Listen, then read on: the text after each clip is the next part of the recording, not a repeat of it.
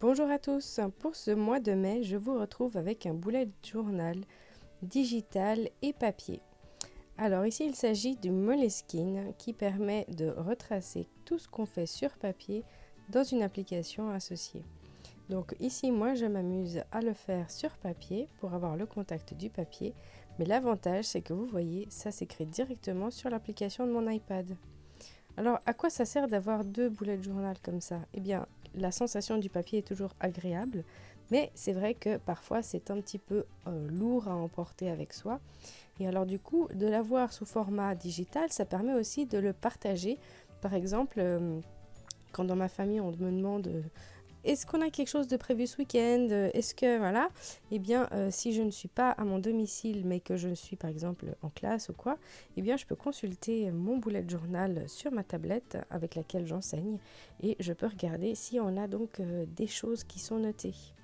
Alors ici, j'essaye un premier mois sur iPad, mais on peut aussi le faire sur son téléphone. Donc peut-être ça peut être plus simple sur son téléphone, mais certaines choses sont plus simples quand même depuis un iPad, je trouve. Je vais vous montrer, dès qu'on a fini d'écrire sur papier, qu'est-ce qu'on fait avec la version sur iPad. Eh bien, on va pouvoir la modifier. La modifier, il y a plein de paramètres et je ne les utiliserai pas tous parce que la version vidéo pour voir pas à pas comme on l'a écrit, ça, j'ai pas trop encore vu son utilité. Mais disons que là, on va pouvoir modifier la mise en page un petit peu, surtout les couleurs, l'épaisseur du trait quand on passe sur l'iPad. Donc ici, on remarque qu'on peut utiliser règles, etc. Mais ça ne passe pas super bien si on part depuis le bas de la page. Donc c'est important de partir toujours depuis le haut de la page pour tracer des traits. Alors c'est ça que je vais faire à chaque fois. Donc ici, je vais repasser mes traits, histoire que tout puisse bien se voir depuis le haut de la page.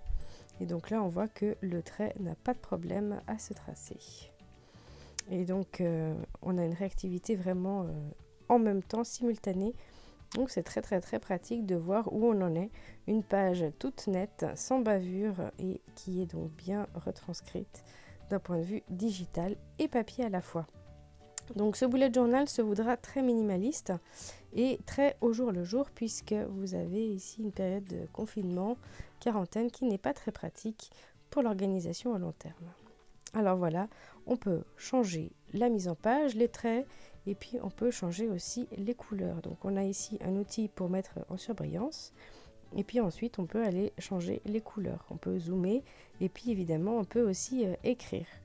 Donc ici par exemple j'ai une date que je veux avoir bien en tête, pas l'oublier, et bien je peux la mettre d'une autre couleur, par exemple en rose.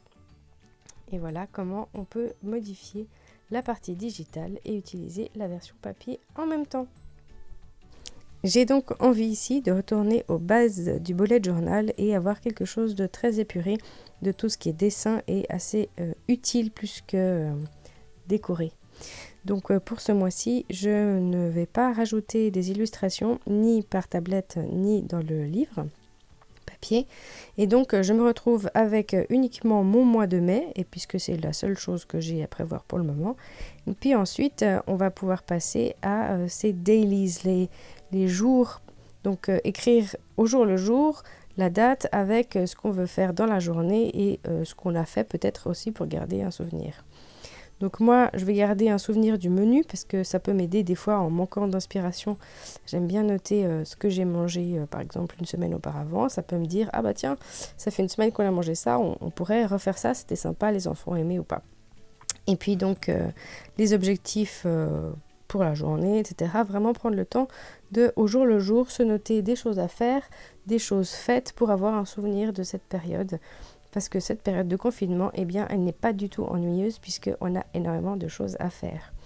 Donc voilà, je reprends des clés pour essayer de suivre une notation un peu fixe et puis donc le vivre sous format papier et pouvoir le revivre sous format digital et le transférer si nécessaire. Donc évidemment, les dailies, c'est pas forcément ce qu'on a besoin de transférer, mais c'est surtout l'agenda qui risque de pouvoir être partagé de manière pratique et rapide. Et vous, qu'est-ce que vous faites dans ce confinement ?